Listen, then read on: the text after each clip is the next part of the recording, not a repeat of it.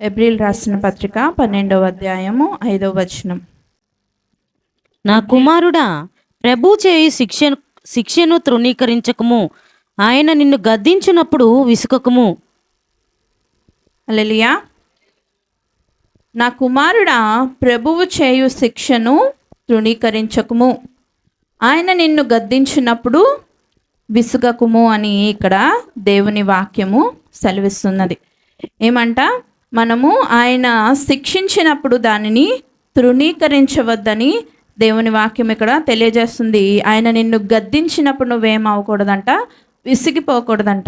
మరి ఎవరైనా మనం చూస్తే బలమును తృణీకరించరు, ఆశీర్వాదాలను తృణీకరించరు. మరి అంతేకాకుండా వరాలు ఇస్తామంటే ఎవరైనా తృణీకరిస్తారా అండి? ఎవరు తృణీకరించరు. బలం ఇస్తామంటే తృణీకరిస్తారా? హెల్త్ ఇస్తామంటే తృణీకరిస్తారా? తృణీకరించరు. కానీ ఆశీర్వాదాలు ఇస్తామంటే తృణీకరిస్తారా? మాకు కావాలి, ఇంకా కావాలి, ఇంకా కావాలి. దేవుడు ఏమైనా ప్రత్యక్షమే నీకేం కావాలి, వరం ఏం కావాలంటే ఒక్కటి కాదు ఎన్నో చెబుతాం, అన్నీ కావాలి. కానీ దేవుడు మనకు శిక్ష ఇచ్చినప్పుడు మాత్రము ఏం చేస్తారు? దాన్ని తీసుకుంటారా? తృణీకరిస్తారు. వద్దు, మేము ఇది తీసుకోలేము, మేము దీన్ని భరించలేము అంటున్నాడు. కానీ దేవుని మాటలు తెలియజేస్తున్నాయి. నా కుమారుడా, ప్రభువు చేయు శిక్షను తృణీకరించకము. ఆయన నిన్ను గద్దించినప్పుడు విసుకకుము. ప్రభువు తాను ప్రేమించు వానిని శిక్షించి తాను స్వీకరించు ప్రతి కుమారుణ్ణి దండించును అని కుమారులతో సంభాషించినట్లు మీతో సంభాషించు ఆయన హెచ్చరికను మరచితిరి. ఏంటంట, మనము ఏం చేస్తున్నాం? దీవెనలైతే తీసుకుంటున్నాం, మరి వరాలైతే తీసుకుంటున్నాం, మంచి ఈవులనైతే తీసుకుంటున్నాం. ఇంకేమైనా మనము కోరుకుంటామే, చాలా ఉంటాయి మనకి. వాంట్స్, డిజైర్స్ అనేవి చాలా ఉంటాయి మనకి. అవన్నిటిని ఇస్తే మాత్రము ఎగురుకొని గంతులేసుకొని తీసేసుకుంటాం. కానీ శిక్షించినప్పుడు మనము ఏం చేస్తున్నాము? దానిని రిజెక్ట్ చేసేస్తున్నాం. మరి మనం చూసినట్లయితే హెబ్రీల్లోనే 12:11 చూసినట్లయితే, మరియు ప్రస్తుతమందు సమస్త శిక్షయు దుఃఖకరముగా కనబడునే గాని సంతోషకరముగా కనబడదు. అయినను దాని యందు అభ్యాసము కలిగిన వారికి అది నీతి అను సమాధానకరమైన ఫలమిచ్చును. హల్లెలూయా, హల్లెలూయా. ఏంటంట, మరియు ప్రస్తుతమందు సమస్త శిక్షయు దుఃఖకరముగా కనబడునే కానీ సంతోషకరముగా కనబడదు. అయినను దాని యందు అభ్యాసము కలిగిన వారికి అది నీతి అను సమాధానార్థమైన ఫలమును ఇచ్చును. హల్లెలూయా, హల్లెలూయా. మనకు ఫస్ట్ ఆ శిక్ష ఎలా ఉంటుందంట? దుఃఖకరముగా ఉంటుంది. కానీ మనం దాన్ని సంతోషకరముగా మార్చుకుంటే, మనం దాన్ని శిక్షించినప్పుడు కూడా మనం దాన్ని సంతోషముగా తీసుకున్నట్లయితే, బాధపడకుండా దాన్ని దేవుడు ఎలా మార్చబోతున్నాడు? మనం దాన్ని అభ్యాసించినప్పుడు అంట అది నీతి అను సమాధానకరమైన ఫలాన్ని మనకి ఇస్తుంది. హల్లెలూయా, హల్లెలూయా. మరి దేవుని యొక్క పరలోక రాజ్యానికి నిన్ను హక్కుదారుడుగా మరి వారసుడుగా స్థిరపరుస్తుంది. దేవుని రాజ్యము కొరకే కదండి మన ప్రయాస. ఈ లోకంలో మనం పడే ప్రతి ప్రయాస మనం ఆయనను చేరుకోవడానికే, ఆయనతో స్థిరముగా మరి యుగ యుగాలు మనము కూడా ఆ యొక్క రాజ్యంలో నివాసము చేయడానికే కదా ఈ ప్రయాసం అంతా. ఈ లోకంలో ఉన్నది కొంతకాలమే. ఏ శ్రమైనా, ఏ శిక్ష అయినా, ఏ బాధ అయినా మనకి కొంతకాలమే. శిక్ష అనేది ఎందుకు ఇస్తారు? దేవుడు మనకి దిద్దుబాటు చేయడానికి, మనల్ని సరిదిద్దడానికి కదండి. పేరెంట్స్ మనల్ని దండిస్తారు, శిక్షిస్తారు, కొన్ని పనిష్మెంట్స్ ఇస్తారు మనల్కి కదండి. నువ్వు నా మాట అది వినలేదు కాబట్టి నేను ఇది నీకు చెయ్యను, నీకు అన్నం పెట్టను అంటారు కొంతమంది తల్లులు అయితే. నేను అన్నం పెట్టనురా నీకు ఈరోజు, నువ్వెందుకు అది చేసావు, నీకు పెట్టను. ఎందుకంటే నీ కడుపు మాడినప్పుడు నీకు తెలుస్తుంది ఆ కష్టం ఏంటనేది. ఇంకొకసారి నువ్వు ఎప్పుడు ఆ మిస్టేకు చెయ్యవు. అందుకే అంటారు కదా, బెత్తం వాడకుండా ఎవరు సెట్ అవ్వరు. బెత్తం వాడాల్సిందే. బెత్తం వాడినప్పుడు ఆ దెబ్బ మనకు పడినప్పుడు ఇంకొకసారి ఆ పని మనము ఆ చేతులు అందులో పెట్టం. అప్పుడు అది మనకి మేలేనా కీడా? మేలే కదండి. అదే అందుకే అంటున్నాడు, ప్రస్తుతమందు సమస్త శిక్ష దుఃఖకరముగా కనబడునే కానీ సంతోషకరముగా కనబడదు. అయినను దాని యందు అభ్యాసము కలిగిన వారికి అది నీతి అను సమాధానకరమైన ఫలమిచ్చును. కష్టంగానే ఉంటుంది, సంతోషంగా ఉండదు శిక్షిస్తున్నప్పుడు. కానీ శిక్షని నువ్వు తృణీకరించావంటే మనం దేనికి అయిపోతామంట? శాపానికి, ఉగ్రతకి, తీర్పుకి మనం వెళ్ళిపోతాం. ఈ మూడు చాలా భయంకరమైనవి.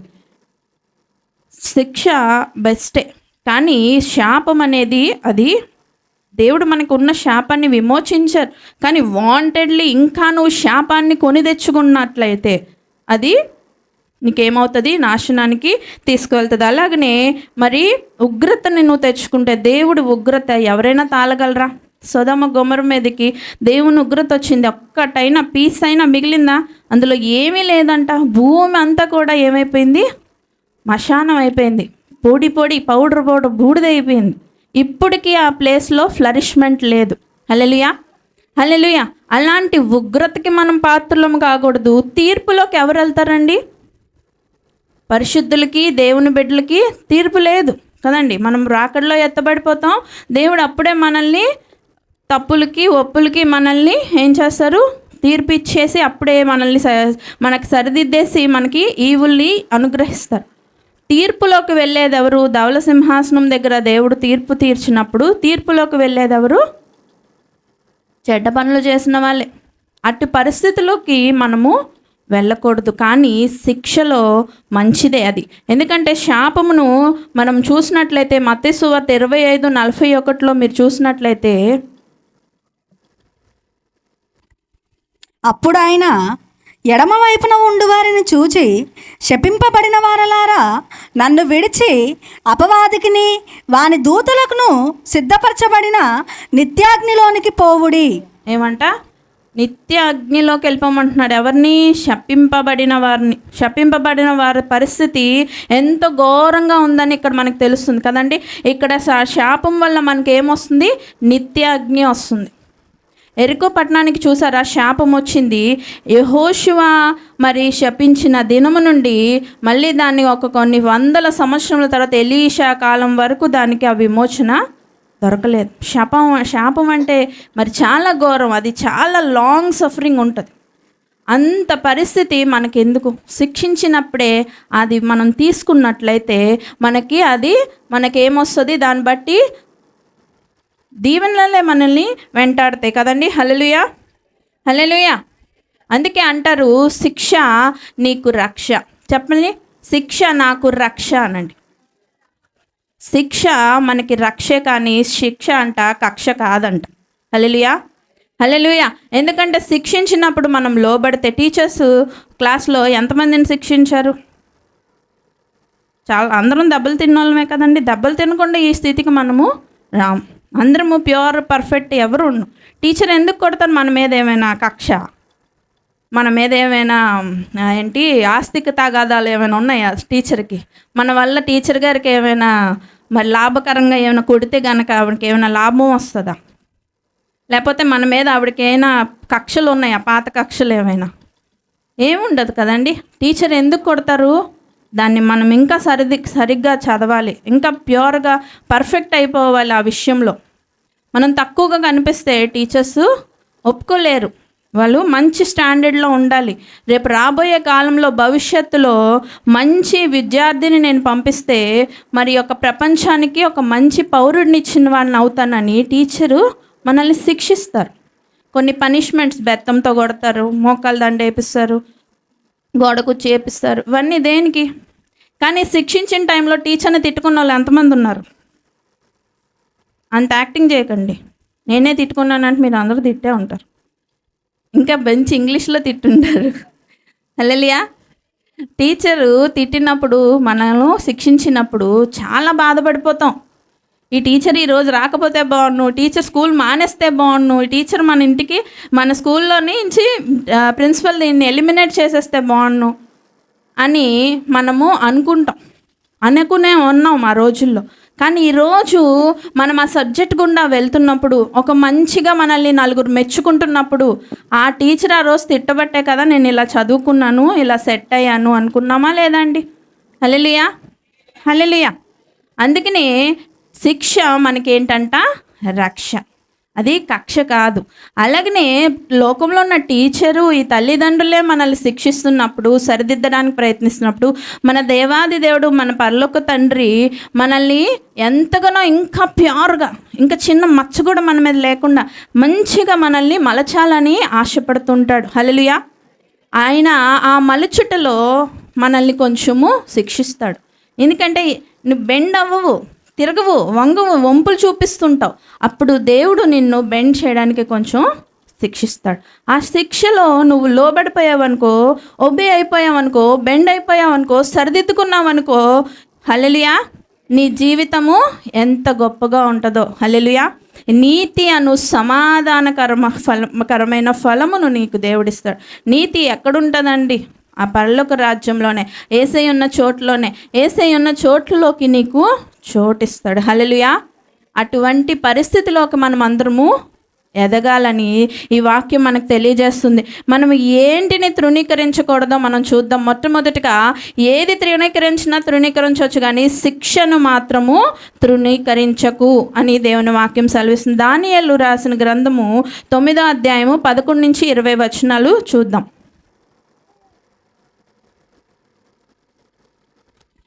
మా దేవుడైన యెహోవా మాట వినకపోతిమి. ఇశ్రాయేలీలందరూ నీ ధర్మశాస్త్రం అతిక్రమించి నీ మాట వినక తిరుగుబాటు చేసిరి.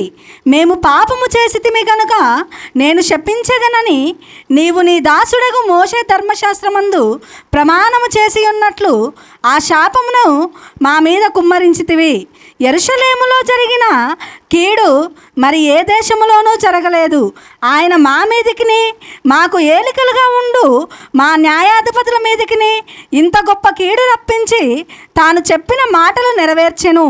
మోషే ధర్మశాస్త్రమందు వ్రాసిన కీడంతయు మాకు సంభవించినను మేము మా నడవడిని మానకపోతిమి. నీ సత్యమును అనుసరించి బుద్ధి తెచ్చుకున్నట్లు మా దేవుడైన యెహోవాను సమాధానపరచుకోకపోతిమి. మేము మా దేవుడైన యెహోవా మాట వినలేదు గనుక ఆయన తమ సమస్త కార్యముల విషయమై న్యాయస్థుడై ఉండి సమయము కనిపెట్టి ఈ కీడు మా మీదికి రాజేసెను. ప్రభువా మా దేవా, నీవు నీ బాహుబలము వలన నీ జనమును ఐగుప్తులో నుండి రప్పించుట వలన ఇప్పటి వరకు నీ నామముకు ఘనత తెచ్చుకొంటివి. మేమైతే పాపము చేసి చెడు నడతలు నడిచిన వారము. ప్రభువా, మా పాపములను బట్టియు మా పితరుల దోషమును బట్టియు యెరూషలేము నీ జనుల చుట్టూనున్న సకల ప్రజల ఎదుట నిందాస్పదమైనది. యెరూషలేము నీకు ప్రతిష్ఠితమైన పర్వతము. ఆ పట్టణము మీదికి వచ్చిన నీ కోపమును నీ రౌద్రమును తొలగనిమ్మని నీ నీతి కార్యములన్నింటిని బట్టి విజ్ఞాపనము చేసుకొనుచున్నాను. ఇప్పుడైతే మా దేవా, దీనిని బట్టి నీ దాసుడు చేయు ప్రాజ్ఞలను విజ్ఞాపనలను ఆలకించి ప్రభువు చిత్తానుసారముగా శిథిలమైపోయిన నీ పరిశుద్ధ స్థలము మీదకి నీ ముఖ ప్రకాశము రానిమ్ము. నీ గొప్ప కనికరములను బట్టియే మేము నిన్ను ప్రార్థించుచున్నాము కానీ మా స్వనీతి కార్యములను బట్టి నీ సన్నిధిని నిలవబడి ప్రార్థించుటలేదు. మా దేవా, చెవియొగ్గి ఆలకింపుము. నీ కన్నులు తెరిచి నీ పేరు పెట్టబడిన ఈ పట్టణము మీదకి వచ్చిన నాశనమును, నీ పేరు పెట్టబడిన ఈ పట్టణమును దృష్టించి చూడుము. ప్రభువా, ఆలకింపుము. ప్రభువా, క్షమింపుము. ప్రభువా, ఆలస్యము చేయక చెవియొగ్గి నా మనవి చిత్తగించుము. నా దేవా, ఈ పట్టణమును ఈ జనమును నీ పేరు పెట్టబడినవే. ఈ ఘనతను బట్టియే నా ప్రార్థన వినుమని వేడుకొంటిని. 20 కూడా చదువు. నేను ఇంకా పలుకుచు ప్రార్థన చేయుచు పవిత్ర పర్వతము కొరకు నా దేవుడైన యెహోవా ఎదుట నా పాపమును నా జనము యొక్క పాపమును ఒప్పుకొనుచు నా దేవుని విజ్ఞాపన చేయుచునుంటిని. హల్లెలూయా. ఇక్కడ దానియేలు ఏ రోజు మిస్టేక్ చేయలేదండి, పర్ఫెక్ట్గా ఉన్నాడు ఆయన. కానీ ఇక్కడ ఎంత తగ్గింపు ప్రార్థన మీకోసం కావాలనే మొత్తం చదివించాను, విన్నారా? ఏమంటున్నాడు, నేను ఇంకనూ పలుకుచు ప్రార్థన చేయుచు పవిత్ర పర్వతం కొరకు నా దేవుడైన యెహోవా ఎదుట నా పాపమును నా జనము యొక్క పాపమును ఒప్పుకొనుచు నా దేవునికి విజ్ఞాపన చేయుచును. 11వ వచనం నుంచి ఇక్కడి వరకు ఆయన దేవుని సన్నిధిలో ఒప్పుకుంటున్నాడు. ఎస్, మాకు తప్పే, మా తప్పే, మా జనము తప్పుని క్షమించండి, నా తప్పుని క్షమించండి అని ఆయన ప్రార్థన చేస్తున్నాడు. మనమైతే మనం తప్పు లేకుండా ఎవరైనా మనల్ని శిక్షిస్తే అసలు నాదేముంది తప్పు, తప్పుంటే ఎంతకైనా వంగుతా, తప్పు లేదు నేను ఎందుకు వంగాలి అంటామా లేదా అండి? ఫస్ట్ ఎగిరిపోతాం. మిస్టేక్ ఉంటే కొంచెమైనా బెండ్ అవుతాం, కానీ మిస్టేక్ లేకపోతే అమ్మో అవ్వడు ఆపలేడు మనల్ని. ఎలాంటి వాళ్ళైనా పెద్ద పెద్ద రౌడీలు వచ్చినా మనల్ని ఆపలేరు, ఎగిరిపోతుంటాం వాళ్ళ మీదకి, ఎందుకంటే తప్పు లేదు కాబట్టి. కానీ ఇక్కడ దైవజనుని చూడండి, శత్రువు వారి మీదకి వస్తున్నప్పుడు శత్రువుని బట్టి శిక్ష మాకు కలగట్లేదని అది నాకు గ్రహించుకున్నాడు. అందుకే అంటున్నాడు కదా, ఇందాక మనం చదువుతున్నాం 14 వచ్చిన, మేము మా దేవుడైన యెహోవా మాట వినలేదు కనుక ఆయన తన సమస్త కార్యముల విషయమై న్యాయస్థుడై ఉండి సమయము కనిపెట్టి ఈ కీడు మా మీదకి రాజేసెను. ఇది శత్రువు వచ్చిన వల్ల వచ్చిన కీడు కాదు, మేము మా స్వయంకృతాపరాధములు బట్టి మేము తెచ్చుకున్న తప్పు శిక్ష ఇది కనుక తండ్రి అని ఇప్పుడు ఎవరి వైపు తిరిగిపోయాడు? ఆయన దేవుని దగ్గర సరెండర్ అయిపోయాడు. ఆయన దగ్గర పాదాల దగ్గర పడిపోయి మోకరించి ఏమడుగుతున్నాడు? విజ్ఞాపనలు చేస్తున్నాడు. నా జనాన్ని నువ్వు దృష్టించు, క్షమించు అని దేవుని దగ్గరకు తిరుగుతున్నాడు. ఒకవేళ మనకి మీదకి శిక్ష వచ్చినప్పుడు మనం ఫస్ట్ దేవుని మీద విరోధులం అయిపోతాం. మనలో అంత పర్ఫెక్షన్ ఉన్నట్టు మనము ఫీల్ అయిపోతాం. కానీ ఇక్కడ దానియేలును చూసి మనము ఈ విషయం నేర్చుకోవాలి. ఆయనలో తప్పు లేదు, అయినప్పటికీ ఆ తప్పు జనాంగం మీదకి వచ్చినప్పుడు వారికి తెలియదు కదా అని వారి తరపున, అందరి తరపున దేవుని దగ్గర విజ్ఞాపనలు చేస్తున్నాడు. ఆ శిక్ష నుంచి మమ్మల్ని సరిదిద్ది సరిచేసి నిలబెట్టండి ప్రభువా అని దేవుడిని అడుగుతున్నాడు. మనము శిక్ష మన ముందుకు వచ్చినప్పుడు దాన్ని తీసేయి. ఎవరైనా ప్రార్థనలు చేసినప్పుడు మనం చాలాసార్లు విన్నాము, నాకు ఇది ఇబ్బందిగా ఉంది, ఇది నా నుంచి తీసేయ అంటారు.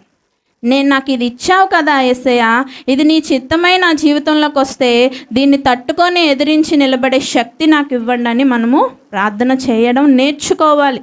ఎందుకంటే మనకి సమయం ఇంకా ఎంతనో లేదు, ఉన్న కాలంలో ఈ శిక్షిస్తున్నప్పుడే దాన్ని మనం రక్షగా తీసుకోవాలి. హల్లెలూయా.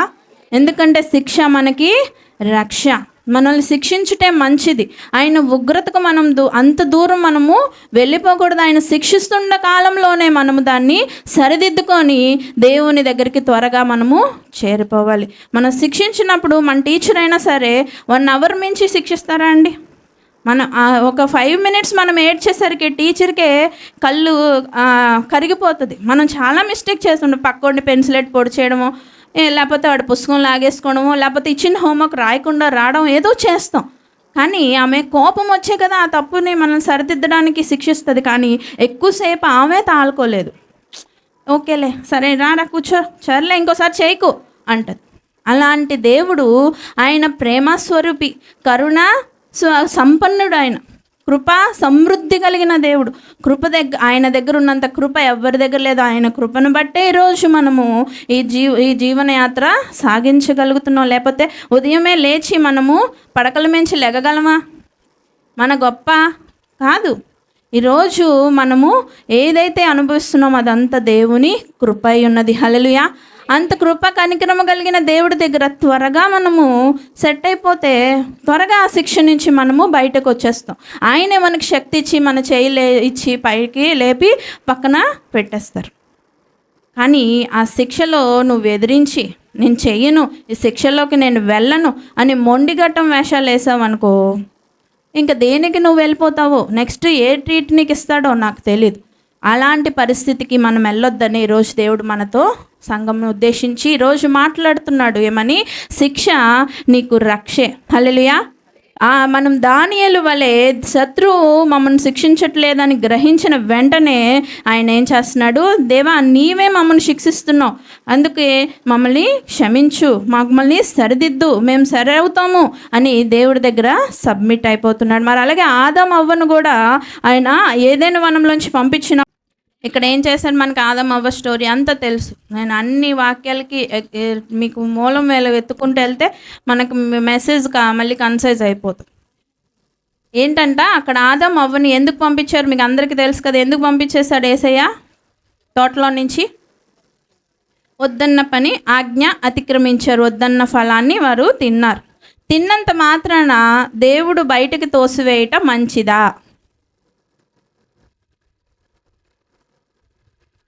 వద్దన్న చెప్పినంత మాత్రాన పని చేశారు, సరే, దానికి దేవుడు శపించారు, ఓకే.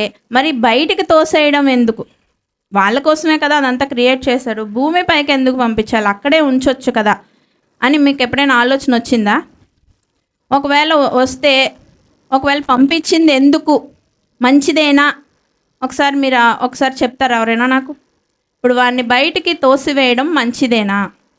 ఏమంట, ఎందుకని వాడిని తోసివేశారు? అది మంచికే చేశాడు దేవుడు. ఏది చేసినా దేవుడు మన మంచికే చేస్తాడు. ఎందుకంటే శిక్ష మనకి రక్షే. అక్కడ ఎందుకు ఆ శిక్షను వారు పొందుకున్నారంటే, వారు 2 ఫలాలు పెట్టాడు యేసయ్య. జీవవృక్ష ఫలం పెట్టాడు, మరి మంచి చెడులు వివేచనిచ్చు మరి శక్తి కలిగిన ఒక చెట్టుని పెట్టారు. దేవుడు తినొద్దనింది దేన్ని? మంచి చెడులు ఇచ్చిన ఆ వృక్ష ఫలాన్ని మనము తినొద్దని చెప్పారు. జీవవృక్షం ఫలం తినొద్దు అనలేదు, ఏమీ అనలేదు, పెట్టారు అంతే. అక్కడ ఈ వాడిన ఈ తలకాయ వీళ్ళు ఇది తినకుండా అది తినుంటే బాగుండు, కానీ దేవుడు వద్దన్నది తిన్నారు. కానీ ఇప్పుడు వారికి జ్ఞానం వచ్చేసింది. ఇప్పుడు వీరిని ఇక్కడ ఉంచినట్లయితే వీరేం చేస్తారు? ఖచ్చితంగా వెళ్ళి ఆ జీవవృక్ష ఫలము తినేస్తారు. తినేసినప్పుడు దేవుడు ఆ యొక్క పాప విమోచన ఎప్పటికీ చేయలేడు. హల్లెలూయా, అర్థమవుతుందా? పాప విమోచన ఎప్పుడు జరుగుతుంది? మనం ఆ మరణము గుండా వెళ్ళాలి. దేవుని యొక్క రక్తంలో నుంచి మనము కడగబడాలంటే మనం మరి యేసు ప్రభు అంతటి వారే వచ్చి ఆ మరణంలోకి వెళ్ళి దాన్ని ముళ్ళును విరిచారు. ఆ విరిచినంత వరకు మనము విమోచన దొరికినంత వరకు మరి పూర్వీకుల ఆత్మలన్నీ ఎక్కడున్నాయండి? పాతాళంలో, నెమ్మది కలిగిన స్థలంలో బంధించబడి ఉన్నాయి. ఈ యొక్క విషయాలు మనకి దైవజనులు అనేకమైన మర్మాలు మన సంఘంలో బోధిస్తున్నారు. అయినా మీరు తెల్లమొహాలు వేసుకొని చూడొద్దు దయచేసి. అర్థమైనవి గ్రహించుకోండి, ఎందుకంటే సమయం ఎంతో లేదు మనకి. నైజీరియాలో చూస్తున్నారా ఎన్ని సంఘాలను మీరు ధ్వంసం చేసేస్తున్నారు. మీరు సంఘ బిడ్డలు ఎంతమందిని చంపేశారు. పాస్టర్ గారు గుట్లు శవాలను వేసుకొని వాళ్ళకి సమాధి చేయాల్సిన పరిస్థితి వస్తుంది. మన దేవుడు ఇంకా మనకి సమయం ఇస్తున్నాడు. ఇంకా అయినా మందిరం ఖాళీగానే ఉంటాయి. ఓకే, నువ్వు వచ్చావు, ఈరోజు వచ్చినందుకు నువ్వు నింపుకో, నువ్వు త్వరపెట్టుకో, సిద్ధపరచుకో, సరిదిద్దుకో, నిలబడిపో, దేవునిలో స్థిరపడిపో. దేవుడు వచ్చినప్పుడు దేవుడికి నువ్వు ఇలా ఆకర్షించబడిపోవాలి. హల్లెలూయా, హల్లెలూయా. మరి వ్యర్థము చేయొద్దు సమయాన్ని. దైవజనుల ద్వారా దేవుడు నీకు మర్మాలు బోధిస్తున్నాడంటే ఇక్కడెక్కడో మారుమూల కట్టమూల ఉన్న నిన్ను కూడా గుర్తించి నా బిడ్డకు కూడా ఈ మర్మాలన్నీ తెలియాలి అని నీకు వాక్యము నీ దాసుల ద్వారా, ఆయన దాసుల ద్వారా పంపిస్తున్నాడు. ఆయన మాటలు నీ చెవిలో పెడుతున్నాడు. అలాంటివి అప్పుడు దాన్ని మనము సద్వినియోగం చేసుకోవాలి, దుర్వినియోగము చేసుకోకూడదు. హల్లెలూయా. దాన్ని నింపుకొని మనల్ని మనము సరిదిద్దుకుంటూ దేవునిలో ఇంకా ఉన్నతంగా ఎదగాలి. అయితే అప్పుడు వారు ఆ శిక్షను యాక్సెప్ట్ చేయకుండా మేము ఇక్కడే ఉంటామంటే వారికి ఈరోజు పరలోకంలో ప్రవేశము లేదు. వారిని బట్టి మనమందరం కూడా శపితంగానే ఉండిపోదాం. కానీ వారు ఎప్పుడైతే ఆ శిక్షకు లోబడ్డారో, ఆ శిక్షకు లోబడి దేవుడు చెప్పిన మాట విని బయటకు వెళ్ళిపోయారో, ఈరోజు మనము రాబోయే కాలంలో మనం అనుభవించబోయే ఒక ఆనందము ఇంత అంత కాదు. హల్లెలూయా. పరలోకం అంటే ఏమనుకుంటున్నారు? పరలోకంలో ఏముంటుంది అనుకుంటున్నారు? దేవుడు మర్మాలను దాసునికి తెలియజేస్తున్నాడు. మీకు రాబోయే కాలంలో వాటిని బోధిస్తారు. ఆ మిస్టరీస్ అనేవి ఇంకా చాలా లెందీ ఉంటాయి. అవి బోధించాలంటే మీరు కూడా అంత ఆసక్తిగా వినగలిగాలి. అందుకే యూత్ మీటింగ్ వరకే బోధించగలుగుతున్నాడు కొన్ని విషయాలు. మీరందరూ కూడా అదే విధంగా విని తెలుసుకుంటే చాలా మంచిది. రీసెంట్గానే బోధిస్తున్నారు మాకు 1000 years రూలింగ్ తర్వాత నూతన యెరూషలేములో ఉండే మాటలు అన్నీ మాకు తెలియజేస్తున్నారు. అందులో ఏముంది? మనము వెళ్ళినప్పుడు దేవుని సన్నిధిలో ఆ యొక్క మహిమను చూసి మనం తాళలేమంట. అంత ఆనందంలో మనము మహిమరిచిపోతామంట. అంత గొప్పవన్నీ మన కొరకు దేవుడు అక్కడ పొందుపరిచి ఉన్నాడు. అందు నిమిత్తమే కదా అబ్రహాము పునాదులు గల ఆ పట్టణం నిమిత్తము ఆయన ఈ లోకంలో దేనిని ఆశించలేదు.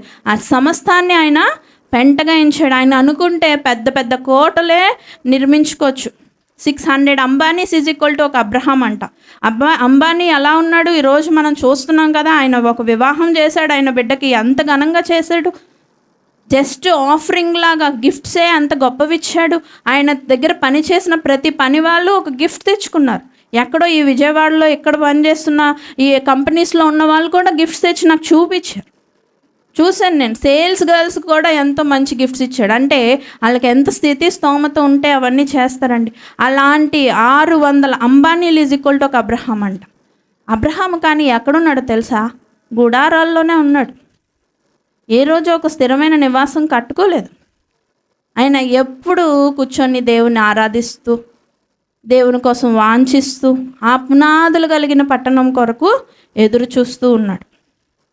మరి మనకేమో ఏ ఇల్లు కట్టేద్దాం, ఆ ఇంట్లో ఏం పెట్టేద్దాం, ఈ ఫర్నిచర్ కొనేద్దాం, ఈ డ్రెస్ కొనేద్దాం, ఈ నగ కొనేద్దాం, వీటి మీద మన మైండ్ ఎక్కువ పెట్టేసి చర్చికి టైము ఇవ్వట్లా, దేవుడికి టైము ఇవ్వట్లా. కానీ సమయము ఎక్కువ లేదు. అందుకే దేవుని వాక్యం సెలవిస్తుంది ఏంటి? దినములు చెడ్డవి కనుక సమయం పోనీయక సద్వినియోగం చేసుకో. అజ్ఞాని వలె కాకుండా జ్ఞాని వలె నడుచుకో. హల్లెలూయా, హల్లెలూయా. మనం ఆ విధంగా జీవించాలి. ఆ యొక్క శిక్షకు లోబడ్డారు కాబట్టి ఆదాము అవ్వ ఈరోజు మనము రాబోయే నిత్యత్వాన్ని అనుభవించబోతున్నాం. మరి అలాగే 2వ పాయింట్ చూద్దాం. వాక్యమును మనము తృణీకరించకూడదు. 2వ దినవృత్తాంతములు 36వ అధ్యాయము 16వ వచనం.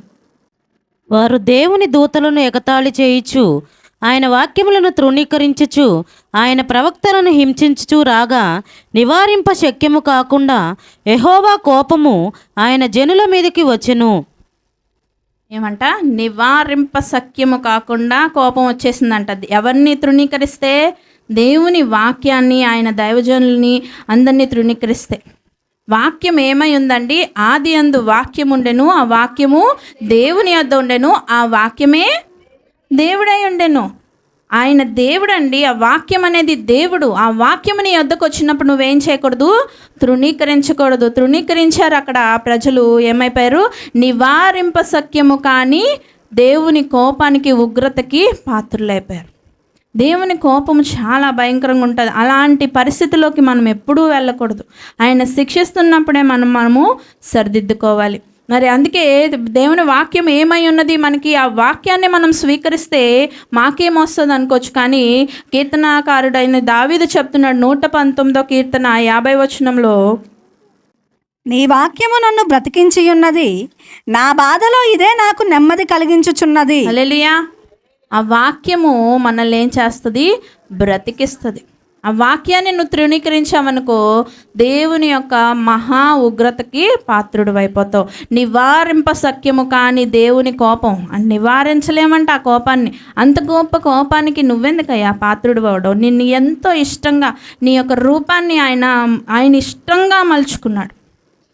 నిన్ను ముక్కును నువ్వు అసహించుకోవచ్చు, నీ కళ్ళను నువ్వు అసహించుకోవచ్చు, నీ చెవులు నువ్వు అసహించుకోవచ్చు, నిన్ను నువ్వు అసహించుకోవచ్చు మేబీ మిర్రర్ ముందు నిలబడి. కానీ దేవుడు నిన్నుగా ఆయన చేతులతో నిర్మించుకున్నాడు. ఎంతో ఇష్టంగా నిన్ను నాశనం చేయడానికా? నిన్ను కాల్చివేయడానికా? నిన్ను నరకంలో పడేయడానికా? నరకం అసలు మన కొరకు చేయలేదంట. పడిపోయిన దూతల కోసము చేశారు. ఈరోజు మనం దానికే మొగ్గు చూపిస్తున్నాం, దానిలోకి వెళ్ళిపోవడానికి ప్రయత్నిస్తున్నాం. కానీ శిక్ష ఇచ్చినప్పుడు నువ్వు లోబడిపోయావనుకో, వాక్యం వచ్చినప్పుడు దాన్ని రిసీవ్ చేసుకున్నావు అనుకో, ఆ వాక్యం నిన్నేం చేస్తుంది? బ్రతికిస్తుంది. ఎందుకంటే ఆ వాక్యమే దేవుడై ఉన్నది. ఆ వాక్యం నిన్ను బ్రతికిస్తుంది. ఆ వాక్యం నిన్ను నిలబెడుతుంది. ఆ వాక్యం నిన్ను నడిపిస్తుంది. ఆ వాక్యం నిన్ను పరలోక రాజ్యంలో నిలబెడుతుంది. హల్లెలూయా, హల్లెలూయా. అందుకే ఆ దైవజనుడు దావీదు భక్తుడికి అన్నీ తెలుసు. ఎందుకంటే ఆయన దేవునితో అంత సత్సంబంధం కలిగి ఎప్పుడు మంచి రిలేషన్షిప్లో ఉన్నాడు కాబట్టి ఆయనకు తెలుసు. ఆ వాక్యము ఆయన బాధలలో అది ఎంతో ఆయనకి నెమ్మదిచ్చింది. అందుకే ఆ వాక్యం దేవుని దగ్గరికి ఆయనను దరిచేర్చింది. ఆయన పాపంలో పడిపోకుండా ఆయన సరిదిద్దింది. హల్లెలూయా. అందుకే వాక్యాన్ని నువ్వెప్పుడు తృణీకరించకూడదు. వాక్యాన్ని నీ హృదయంలో స్థిరపరచుకోవాలి. మూడవదిగా గద్దింపును తృణీకరించకూడదు. మరి సామెతలు రాసిన గ్రంథము 5వ అధ్యాయం 12-13 వచనాలు చూద్దాం. అయ్యో, ఉపదేశము నేనెట్లు త్రోసివేసి తిని, నా హృదయము గద్దింపు నెట్లు తృణీకరించెను. నా బోధకుల మాట నేను వినకపోతిని, నా ఉపదేశకులకు నేను చెవియొగ్గలేదు. హల్లెలూయా. గద్దింపును నేను ఎట్లు తృణీకరించి తిని అని ఇక్కడ తృణీకరించకూడదని దేవుని వాక్యము నీకు తెలియజేస్తుంది. ఏమని? వాక్యానికి గద్దింపును నువ్వు ఇచ్చినప్పుడు ఎవరికి నచ్చదండి గద్దింపు. సేవకులు గద్దిస్తారు సంఘంలో, ఎందుకంటే వారికి దేవుడు కొంతమంది గురించి చూపిస్తాడు. కొన్ని వాళ్ళకి తెలుసు, ఎందుకంటే మీ పైన అధికారాన్ని దేవుడు వారికి అప్పచెప్పున్నాడు. దేవుడికి ఆయనకు చూపించిన ప్రకారమో లేకపోతే వారు మీ పైన ఉన్న ప్రేమను బట్టో మీరు చెడిపోకూడదనే ఆలోచన బట్టో కొన్నిసార్లు గద్దిస్తారు. గద్దిస్తే నచ్చదు, ఏమవుతుంది? వెంటనే చర్చ్ షిఫ్ట్ కదండి. మనకు అలా చర్చ్ ఉండుంటే ఈరోజు కృష్ణలంక ఆ చివరి దాకా కట్టాలి మనం, అంతమంది జనం ఉండాలి. ఈరోజు ఎన్ని చర్చిల్లో ఇక్కడ నింపబడ్డాయో అందులో అందరిలోని మన సంఘస్థులు ఉన్నారు. నేను చిన్నప్పటి నుంచి చూసిన వాళ్ళందరూ ఉన్నారు. హల్లెలూయా. ఎందుకంటే వారికి గద్దింపు నచ్చదు. గద్దింపుకి నువ్వు తృణీకరించావంటే అది నీకు నాశనాన్ని తెస్తుంది. అందుకే చెప్తున్నాడు కదా, ఏమంట? 5వ అధ్యాయంలో, నా బోధకులు అయ్యో ఉపదేశము నేనెట్లు త్రోసివేసి తిని, నా హృదయము గద్దింపునెట్లు తృణీకరించి నా బోధకుల మాట నేను వినకపోతిని, నా ఉపదేశకులకు నేను చెవియొగ్గలేదు. నువ్వు గద్దింపుకు నువ్వు లోపడకపోతే, నువ్వు సరి చేసుకోకపోతే అది నీకు ఎంతో భయంకరమైన పరిస్థితిలోకి నిన్ను తీసుకువెళ్ళిపోతుంది. దేవుడు నీతో చెప్పాలనుకున్న మాట నువ్వు గ్రహించుకోలేకపోతుంటే దైవజనుల ద్వారా తెలిసేస్తారు, గద్దించిపిస్తారు పెద్దలు అనేవారి ద్వారా. అలాంటివేవి నువ్వు సరిదిద్దుకోలేదనుకో, ఒకరోజు నీకు కష్టం వచ్చినప్పుడు అప్పుడు నీకు అవన్నీ జ్ఞాపకం వస్తాయి. అయ్యో, నేను ఎందుకు ఈ గద్దింపును తృణీకరించాను? అందుకే దేవుని వాక్యం సెలవిస్తుంది, గద్దింపును తృణీకరించకూడదు, వాక్యాన్ని తృణీకరించకూడదు, శిక్షను తృణీకరించకూడదు.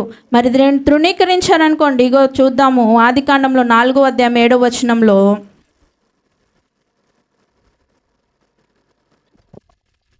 నీవు సత్క్రియ చేసిన ఎడల తలనెత్తుకొనవా, సత్క్రియ చేయని ఎడల వాకిట పాపము పొంచియుండును, నీ ఎడల దానికి వాంఛ కలుగును, నీవు దానిని ఏలుదువనెను. ఎవరండి ఇతను? కయ్యను గురించి ఇక్కడ రాయబడింది. దేవుడు ఏం చెప్తున్నాడు? నీవు సత్క్రియ చేసిన ఎడల తలెత్తుకోవా, సత్క్రియ చేయని ఎడల వాకిట పాపము పొంచి ఉంది, నీ ఎడల దానికి వాంఛ కలుగును, నీవు దానిని ఏలుదువు. సత్క్రియ చేయి, తిన్నగా ఉండు అని దేవుడు గద్దించాడు అతన్ని. గద్దించినప్పటికీ గద్దింపుకు లోబడక ఏం చేసుకున్నాడు? ఆయన గద్దింపుకు లోబడకుండా ఆయన ఏం చేశాడు? హేబెల్ను చంపేసి ఫస్ట్ మర్డరర్ అయిపోయాడు భూమి మీదే. అంత చెడ్డ వంశస్థులకు మూల పురుషుడు అయిపోయాడు. దేవుడు ఆయనను ఎంత ప్రేమించుంటాడో కదండి. ఎందుకంటే ఆదాము అవ్వను ఎంతో ఇష్టంగా నిర్మించుకున్నాడు. వారికి మొదటి సంతానమై ఉన్నాడు కదండి. మొదటి సంతానం మీద ఎవరికైనా పేరెంట్స్కి చాలా ప్రేమ ఉంటుంది. పేరెంట్స్కే కాదు, వారి ఇంట్లో తాతలకి, వాళ్ళకి ఇంటికి వచ్చే రిలేటివ్స్కి, అందరికీ ఫస్ట్ బిడ్డ మీద చాలా ప్రేమ ఉంటుంది. ఎందుకంటే వాళ్ళే ఫస్ట్ వస్తారు కదా ఇంట్లో. అందరూ వాళ్ళతో ఆడి ఎక్కువ ఒక బాండింగ్లో ఉంటారు. ఆ యొక్క బిడ్డ మీద మరి దేవుడికి ఎంత ప్రేమ ఉంటుంది. ఆయన ఇష్టంగా నిర్మించుకున్న కయ్యను, మరి ఆదాము హవ్వలకు పుట్టిన కయ్యను పైన చాలా ప్రేమ ఉంటుంది. కానీ అందుకే దేవుడు ఆయన్ని గద్దిస్తూ వచ్చాడు. గద్దింపుకు ఆయన లోబడి ఉంటే ఈ పరిస్థితి ఆయన వెళ్ళేవాడు కాదు. ఆయన గద్దింపుకు లోబడక ఏమైపోయాడు? వ్యర్థంలోకి వెళ్ళిపోయి ఆయన ఏమైపోయాడు? శాపగ్రస్తుడు అయిపోయాడు, నరహంతకుడు అయిపోయాడు. అంతేకాకుండా మరి ఒక శాపగ్రస్తమైన ఒక జనాంగానికి మూల పురుషుడైపోయాడు. అందుకే మనము గద్దించినప్పుడే, శిక్షించినప్పుడే, వాక్యం మన దగ్గరకు వచ్చినప్పుడే దాన్ని రిసీవ్ చేసేసుకోవాలి. తృణీకరించావా, మనము దాన్ని చాలా ఘోరమైన పరిస్థితుల్లోకి వెళ్ళిపోతాం. ఆ యొక్క మరి వచ్చే ఒక పరిణామాలు మనము తట్టుకోలేం. హల్లెలూయా. మరి 4వది చూద్దాము, దిద్దుబాటును తృణీకరించకము.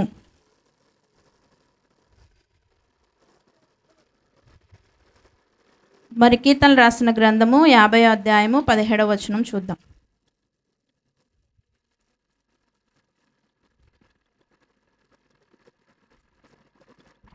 దిద్దుబాటు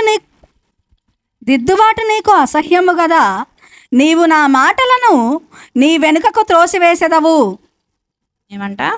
దిద్దుబాటు నీకు అసహ్యము కదా, నీవు నా మాటలు నీ వెనుకకు త్రోసివేసెదవు. దిద్దుబాటు చేసుకోవడం అంటే చాలా ఇష్టం ఉండదు ప్రజలకి. దిద్దుబాటుని ఎప్పుడైనా నువ్వు తృణీకరించావంటే, నీకు తప్పు అని నీకు తెలిసిపోయిన వెంటనే దానిని నువ్వు సరిదిద్దుకొని దిద్దుబాటు చేసుకుంటే దేవుడు నిన్ను మంచి స్థితిలో ఉంచుతాడు. అందుకే చెప్తున్నాడు కదా, 1 కొరింథీ మరి 11వ అధ్యాయము 31వ వచనంలో మనం చూసినట్లయితే,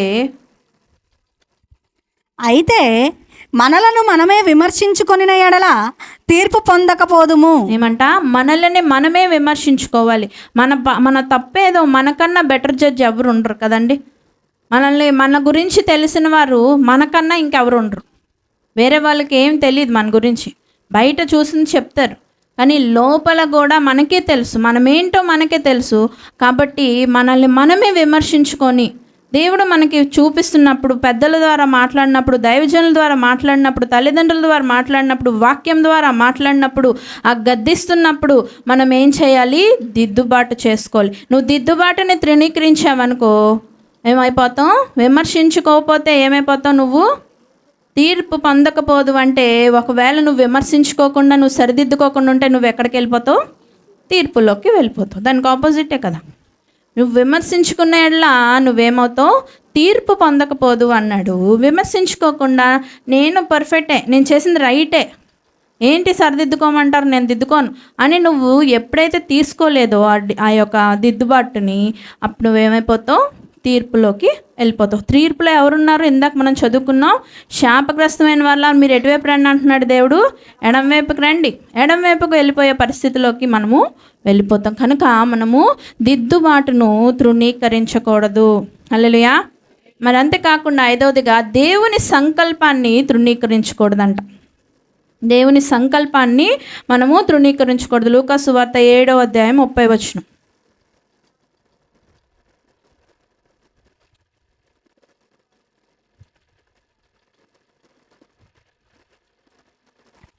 పరిసయ్యులను ధర్మశాస్త్రోపదేశకులను అతని చేత బాప్తిస్మము పొందక తమ విషయమైన దేవుని సంకల్పమును నిరాకరించిరి.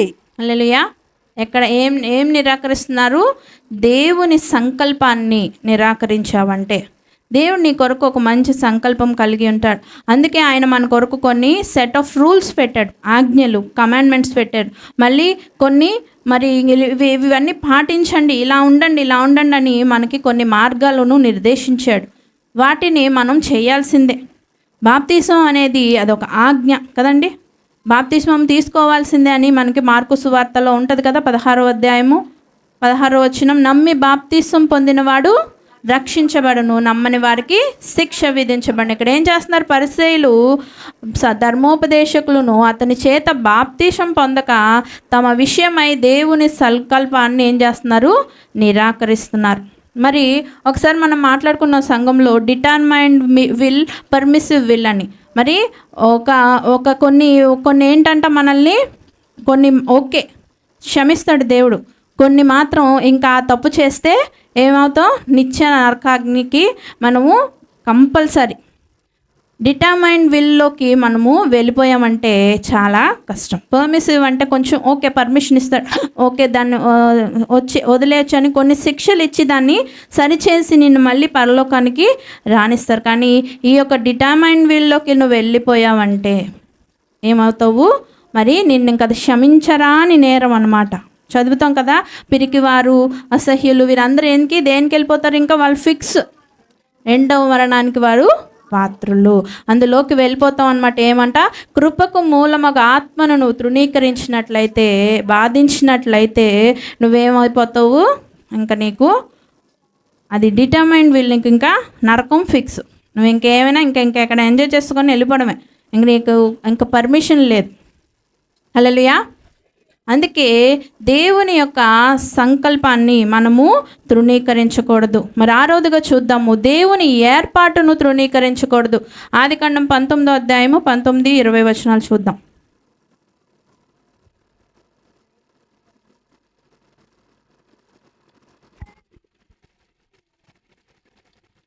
19-20 కదా.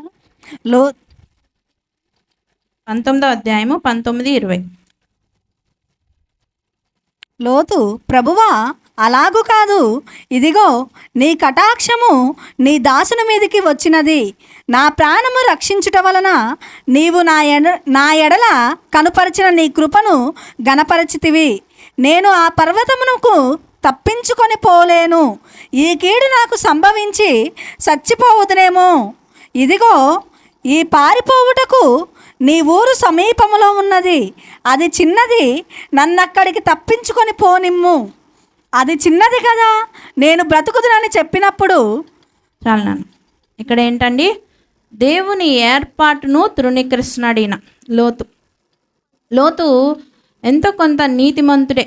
ఆయన వాంటెడ్లీ సొదొమ గొమొర్రాని ఎంచుకున్నాడు. అబ్రహాము ఆయనకి ఇది నువ్వు తీసుకో అని ఇవ్వాల, ఆయనే కావాలని, నాకు ఈ ప్లేస్ కావాలని తీసుకున్నాడు. కానీ అక్కడ ఎలా ఉంది పరిస్థితి? చాలా భయంకరంగా ఉంది. భయంకరంగా ఉన్నప్పుడు నువ్వు అక్కడ ఉండాలని రూల్ లేదుగా. మీ పెదనాన్న చిన్నాన్న ఆయన ఎంతో మంచోడు కదా, నువ్వు అక్కడి నుంచి నీ ఫ్యామిలీని తీసుకొని బయటకు వచ్చేయచ్చు కదా. ఇప్పుడు మనం ఒక చోటుకి వెళ్తాము, అది మనకు ఎంతో అభ్యంతరకరంగా ఉందనుకోండి, మనం ఏం చేయాలి? అక్కడే కాళ్ళు అటు ఇటు ఈడ్చుకుంటూ ఆ రోడ్డుకి ఈ రోడ్డుకి తిరగడం ఎందుకు? చక్చక్మని అక్కడి నుంచి ఎత్తుకొని మన మూట ముళ్ళు మంచి స్థలం ఉందని తెలుసు కదా మనకు ఒక చోటు, అక్కడికి వెళ్ళిపోవచ్చు కదా. ఇక్కడ కానీ లోతు ఏం చేస్తున్నాడు? వెళ్ళట్లా. సరే, ఒక శిక్షించే సమయము దగ్గరకు వచ్చింది. దేవుడు అక్కడ ఆయన ఉగ్రతను చూపించే సమయం వచ్చేసింది. కానీ ఈయన నీతిమంతుడిగా ఉన్నాడు కదా, ఈయనను మాత్రం రక్షించమని ఆయన అబ్రహాం కూడా బతిమలాడాడు. ఆయన దేవుడికి కూడా ఆ యొక్క ఆలోచన ఉంది, ఈయనను బ్రతికిద్దామని.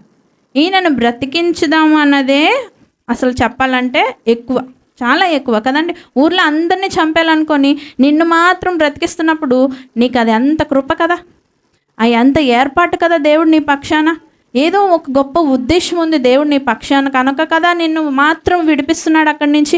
మరి నువ్వు దేవుడు ఇవ్వగానే చక్మని యూజ్ చేసుకుని బయటికి రాకుండా ఏం చేస్తున్నాడు? ఇంకా తడువు చేస్తూ ఉంటాడు. తడువు చేస్తున్నప్పుడు దూతలు ఏం చేస్తాయి? ఆయన చేపుచ్చుకొని బయటికి లాక్కొచ్చి పడేస్తాయి. బయటకు పడేశాక ఆ కొండ మీదకి వెళ్ళి బాబు అని దేవుడు చెప్తుంటే ఏం చెప్తున్నాడు అక్కడ? ఇదిగో పారిపోటుకు ఈ ఊరు సమీపంగా ఉన్నది, అది చిన్నది, నేను పర్వతంలోకి వెళ్ళలేను పోలేను అని చెప్తున్నాడు. నేను పర్వతానికి వెళ్ళలేను, ఇదిగో ఈ ఊరు చిన్నగా ఉంది, ఆ ఊరికి నేను వెళ్తాను అంటున్నాడు. దేవుడు నీకు ఏది ఏర్పాటు చేశాడో దానికే వెళ్ళాలి. కష్టమైనా సరే నువ్వు వెళ్ళిపోవాలి. ఆ కష్టం తట్టుకుంటేనే కదా నీకు, అందుకే అంటున్నారు కదా శిక్షే నీకు రక్ష. నువ్వు కష్టంగానే ఉంటుంది నువ్వు ఇది దాటి ఈ ఫేజ్ వెళ్ళడానికి. ఆ ఫేజ్ నువ్వు దాటావనుకో నీకు రక్షే, నీకు సంతోషమే, నీకు సమాధానమే, నీతి అను సమాధాన ఫలమే నీకు దేవుడిస్తాడు. హ్యాపీగా ఉంటావు, నువ్వు హ్యాపీగా ఉంచాలనుకుంటున్నాడు దేవుడు నిన్ను. కానీ మనమేంటి వద్దనుకుంటాం అది ఎప్పుడు. లోతు నిజంగానే లోతైన వాడు. ఆయనని ఎంత బయటికి లాగాలనుకున్నా బయటికి రాలేదు కదండి. ఎంత లోతైన వాడో చూసారా? ఆ పాపపు లోతులో అంత మురిగిపోయాడు ఆయన. ఎంత బయటికి లాగదామన్నా రాలేదు. ఆయన వెళ్ళాలనుకున్న చోటికి వెళ్ళాడు, దేవుడు చెప్పిన చోటికి వెళ్ళలేదు. రెండు మరి శాపగ్రస్తమైన జనాంగానికి మూలపురుషుడైపోయాడు. హల్లెలూయా. ఇది మంచి విషయమా? అందుకే దేవుడు నీకోసం బెస్ట్ ఆలోచిస్తాడు. నీకోసం నువ్వేది బెస్ట్ ఆలోచించుకోలేవు. నువ్వు అనుకుంటావు అది నీకు బెస్ట్ అని, కానీ అది నీకు బెస్ట్గా ఉండదు. అందుకే నువ్వు దేవుడితో వెళ్ళిపో, గొడవ ఉండదు. కష్టమైనా సరే ఆయన కాపాడుకుంటాడయ్యా. ఆయనకు ఆ మాట వినకుండా బయటకు వచ్చి వద్దంటే వెనక చూసింది వాళ్ళ ఆవిడ వాళ్ళ కళ్ళ ముందే ఉప్పు స్తంభం అయిపోయింది. అప్పటికైనా నీకు భయం ఉండాలిగా, ఎక్కి వెళ్ళిపోలేవా కొండ మీదకి? వెళ్ళకుండా ఆ యొక్క చిన్న స్థలానికి వెళ్ళాడు, వద్దన్న చోటికి వెళ్ళాడు. మరి శాపాన్ని కొని తెచ్చుకున్నాడు. ఆయనకే కాకుండా మరి ఇప్పటికీ మనం ఆ జనాంగంతో పోరాటాలే కదండి. ఈ యొక్క ఇబ్బందికరమైన పరిస్థితిని నువ్వు నెలకొల్పావు. అందుకే దేవుని ఏర్పాటును నువ్వు ఎప్పుడూ తృణీకరించకూడదు. మరి చివరిగా చూద్దాం, దేవుని పిలుపును తృణీకరించకూడదు. లూకాసు వార్త 14వ అధ్యాయము 17 నుంచి 20 వచనాలు చదువుకుందాం.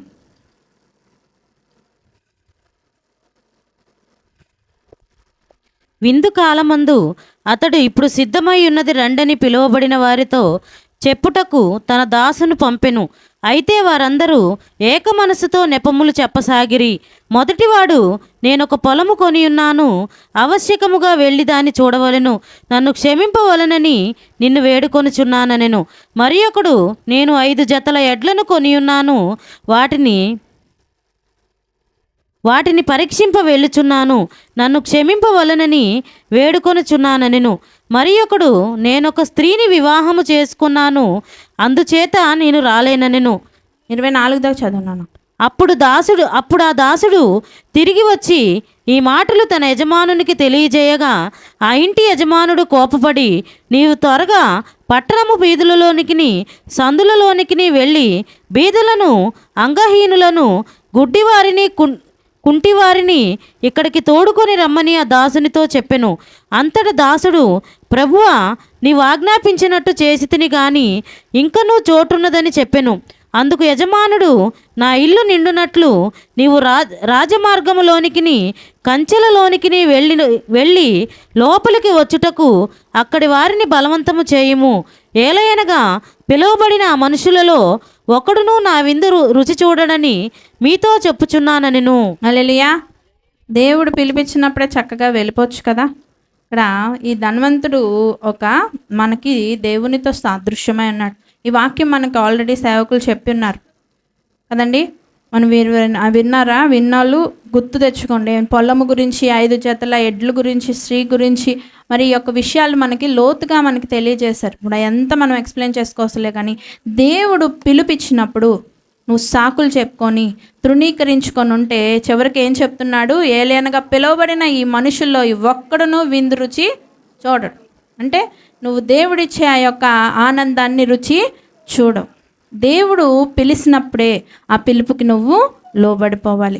నువ్వు ఇక్కడ స్థిరంగా ఉండు అని నిన్ను పిలుస్తున్నప్పుడు, నీకు ఆహ్వానం ఇచ్చినప్పుడు నీకు ఎంత ఆధిక్యత అది. ఆయనే ఇన్విటేషన్ ఇచ్చి పిలుస్తున్నప్పుడు చక్కగా వెళ్ళిపో రాజమార్గంలో గుండా. అయినా నిన్ను హ్యాపీగా ఆహ్వానించుకొని ఇంటికి వచ్చిన వాళ్ళు మనం ఎలాగా వచ్చావా అన్నట్టు వెళ్ళిపోం కదా. ఇంటికి వస్తే ఎంత రెస్పెక్ట్ ఇస్తాం మనం.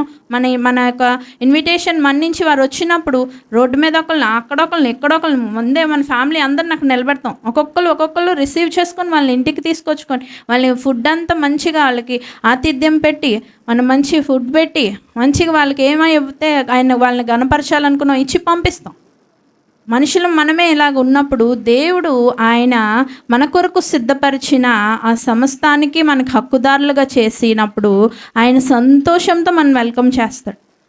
మనం ఏదైనా ఆయన చెప్పిన ఉద్యోగం మనకు పర్ఫెక్ట్గా ఇక్కడ నెరవేర్చి వెళ్ళినప్పుడు దేవుడు ఆనందంగా లేచి నించొని తీసుకుంటాడు కదండి. స్టెఫెను ఆయన చనిపోతున్నప్పుడు ఏం చెప్తున్నాడు? ఎవరు లేచి నించున్నారంట?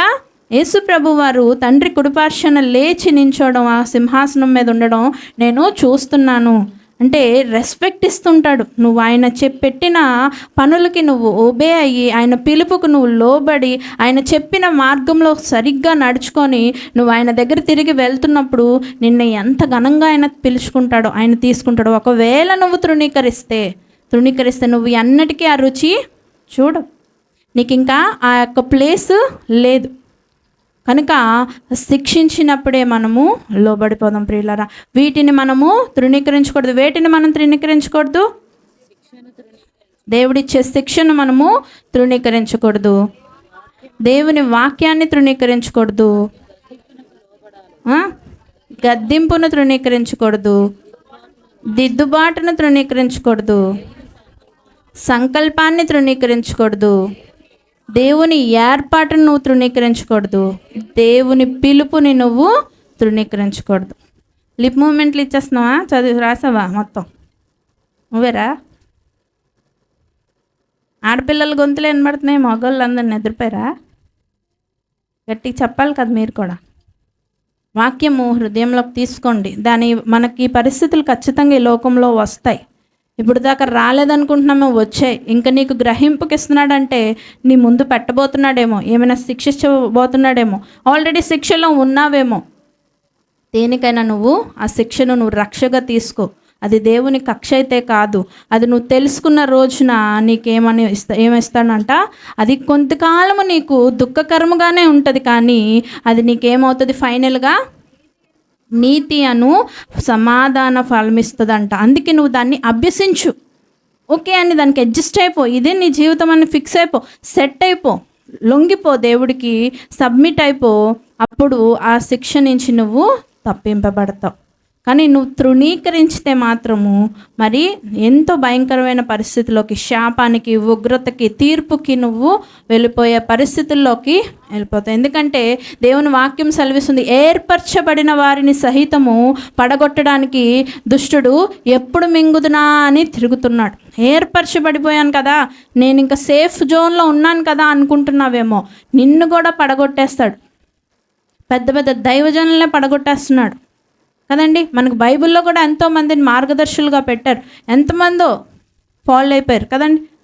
సంసోన్ అంతటి వాడు, సంసోన్ కన్నా నువ్వు స్ట్రాంగ్గా, అంతకన్నా బలశాలివా? పరాక్రమము కలిగిన వాడివా నువ్వు? పరాక్రమము కలిగిన బలశాలి అంట. దేవుడు ఆయన పుట్టుకనే ముందే దూతలు వచ్చి చెప్పాయి. అంటే అభిషేకించబడ్డాడు, నాజీరు చేయబడి ఆయన ప్రత్యేకించి, ఆయన దేవుడి కోసము ఉండిపోయిన వ్యక్తి, ప్రత్యేకించబడిన వ్యక్తే ఏమైపోయాడండి? చాలా భయంకరమైన పరిస్థితిలోకి వెళ్ళిపోయాడు. ఇవన్నీ ఎన్నో మన కళ్ళ ముందు ఎంతోమంది, ఒక సాక్షి సమూహము మేఘము వలె మనల్ని ఆవరించి ఉంది. వీటన్నిటిని చూసుకుంటూ ఈ సాతాను పెట్టే ఈ యొక్క పన్నాగాల్లో మనం చిక్కుబడిపోకుండా మరి విశ్వాసమును దాన్ని కొనసాగించేవాడైనా యేసు వైపు మనం చూస్తూ మనం ఈ యాత్రను చక్కగా ఓపికతో మనము ముందుకి సాగిపోదాం. హల్లెలూయా. కనుక ఈ శిక్ష మనకి రక్షే. దీన్ని మన దగ్గరకు వచ్చినప్పుడు మాత్రం మనము తృణీకరించొద్దు, దీనికి లోబడిపోదాం, దేవునికి విధేయులమైపోయి ఆయన ఇచ్చే ఆ పరలోక రాజ్యాన్ని త్వరగా స్వతంత్రించుకుందాం. కళ్ళు మూసుకున్నట్లయితే చిన్న ప్రార్థన చేసుకొని